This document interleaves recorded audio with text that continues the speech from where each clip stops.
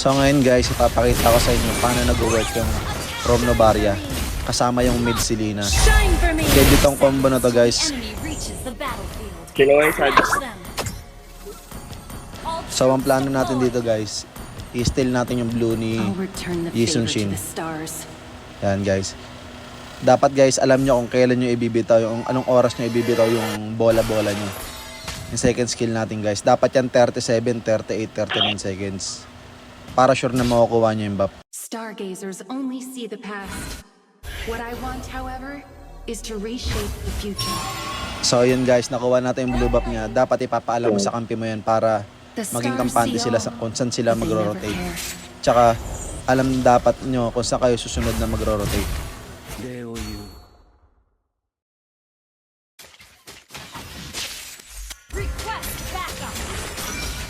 Yan. Pabula-bulahin lang natin yan guys. Tsaka papwesto kayo sa gilid-gilid lang para sure natatamaan nyo siya. Sakit ng combo namin guys. So stun tapos bola-bola. Map din yan guys. Mapapauwi ka talaga yan. Rain of stars.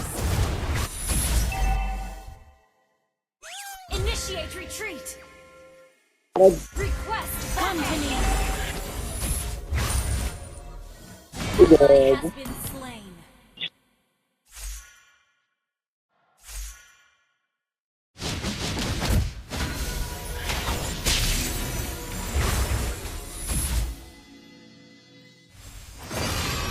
Everyone. Initiate retreat.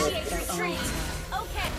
So ngayon dito guys, dahil nabuhay na yung second blue buff niya, inagaw namin yan para di na siya makabelo.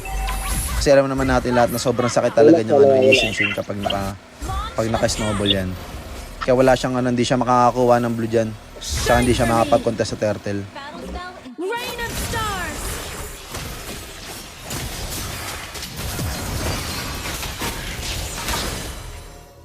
Solo kill.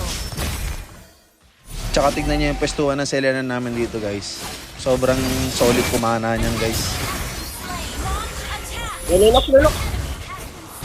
Maglalight yan. Celestial revelation. Double kill.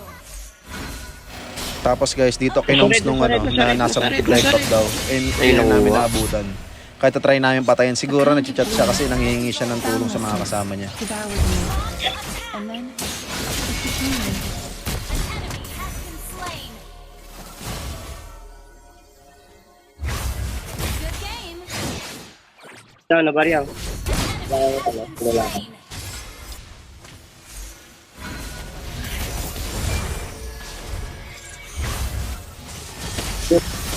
Ay. Stellar confinement. Kalo ka abutin. Dito na naman guys, blue buff na naman ng Yisun Shin kukunin namin dito. Hindi namin papahawakin ng blue buff to hanggang matapos. Pagkakuha namin ng blue guys, diretso kami sa bottom lane ngayon. Tignan nyo yung connection namin dito guys, sobrang solid, pila-pila lahat ng skill. Hindi ka na talaga makakagalaw tapos diretso rotate sa top, sa red buff. Hindi namin papahawakin ng red buff to hanggang mamaya. Ayun no, sobrang sakit oh. Grabe, mapauwi ka na lang talaga.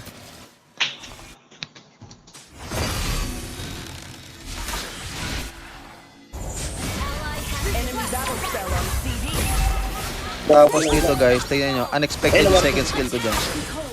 Dapat yan para kay Marcel. Nakita ko yung Yisun Shin nasa gilid. Ayun, sa kanya ko ibibitaw yan, sobrang sakit.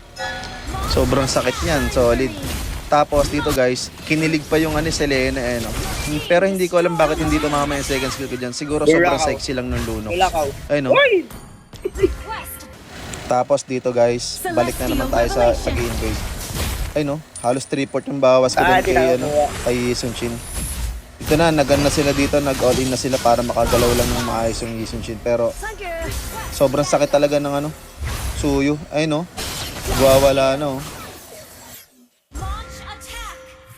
Dito guys, tignan yung connection namin sa Selena. And pagka-araw, bala sabay kalmot. Aray ko! Nawala. Aray ko! Rain of stars. Come to me. Turtle Slayer. Dito guys, tingnan yung gagawin ng Mia guys. Sobrang kampante niya na guys. Nagda-dive in na siya ng ulti. Pinapasok niya na yung Yisun Shin ng kalaban. Ayun papasukin niya yan. Kahit wala na siyang buhay, no? Sakit, oh. Shine for me. Tapang muna tao. Bilib ako sa kakayahan mo.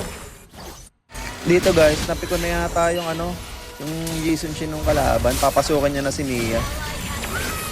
Eh hindi niya alam, nandun din yung suyo namin. Ayun, patay ang gago.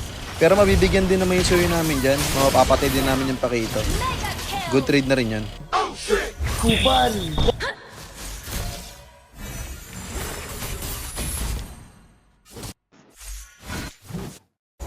Dito guys, tignan niyo yung damage ko kay Lunox. Damage check. Sayang oh.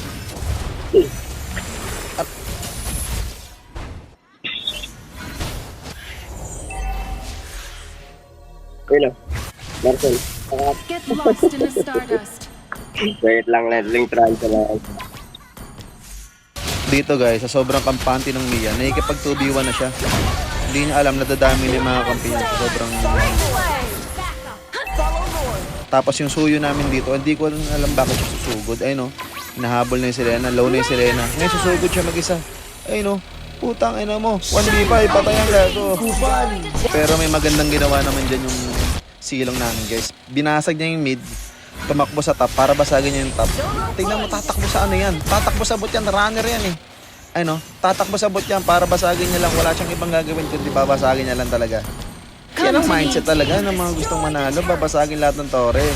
Pagkapasag ng tore, ayun, nagpapatay. Patay rin ang gago. Pero limit lang, walang ganti. Tignan niyo yung gagawin ko rito. Kalahati ang buhay. Shine for me. Regan, bang. Putok ang ulo.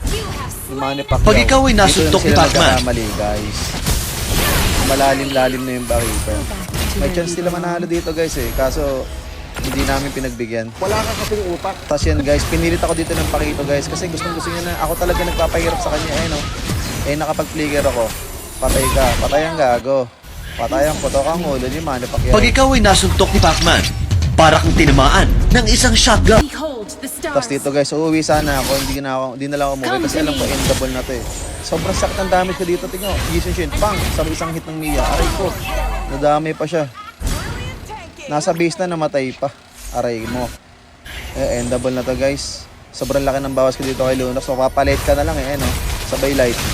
Magla-light siya dyan kasi wala siya magagawa. Yan na, endable na.